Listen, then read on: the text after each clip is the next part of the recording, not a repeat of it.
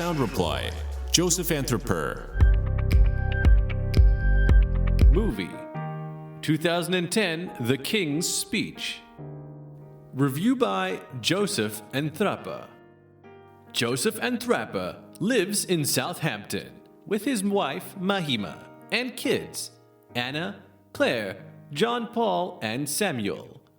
He loves reading, movies, and apologetics, and is a part of the KAIROS Global Editorial Council.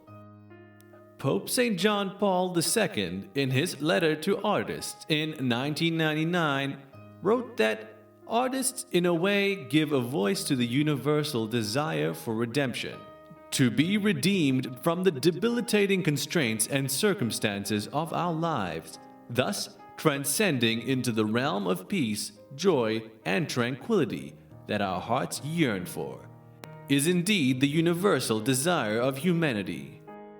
St. Paul would even say that the whole of creation is groaning in labor pains for this redemption to be accomplished. Rome 8:22-23.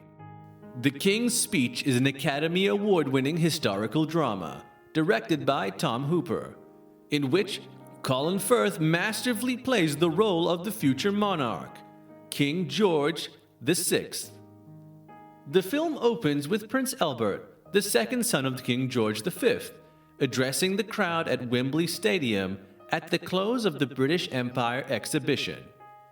Because of his stammer, the prince despises public speaking, as he is sorely self-conscious of his own humiliation as well as the difficult position it puts his listeners in.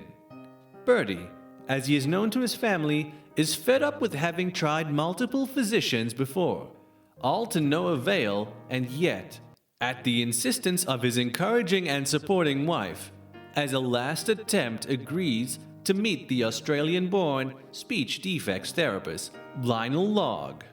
Although Bertie is far from impressed by Lionel's methods and mode of treatment, he decides to continue the treatment on seeing the results of an experiment that Lionel did by making Bertie read Hamlet's "To Be or Not to Be" soliloquy while listening to classical music, whence he was able to recite without any stammer.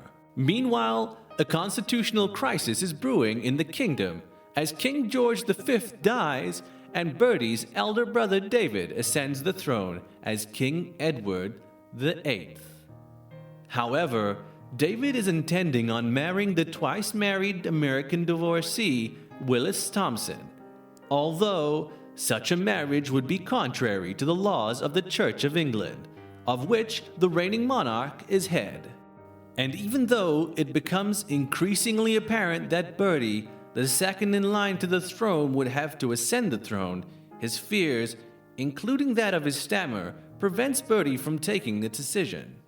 As the movie progresses, we see the friendship developing between Bertie and Lionel, and how through his friendship, Lionel helps Bertie overcome his fears, and how Bertie, in turn, taking the name King George VI on his coronation, although his radio broadcast speeches at the beginning of the war and throughout the Second World War inspires hope and gives a voice to a nation in its darkest hour.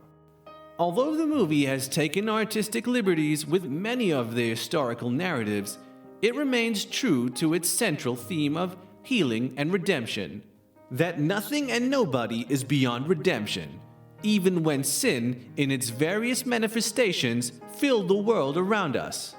Most of us suffer, some to a greater degree than others, the consequences of the actions or inactions of the people around us. Most times, those capable and responsible to protect us are the ones who have hurt us most.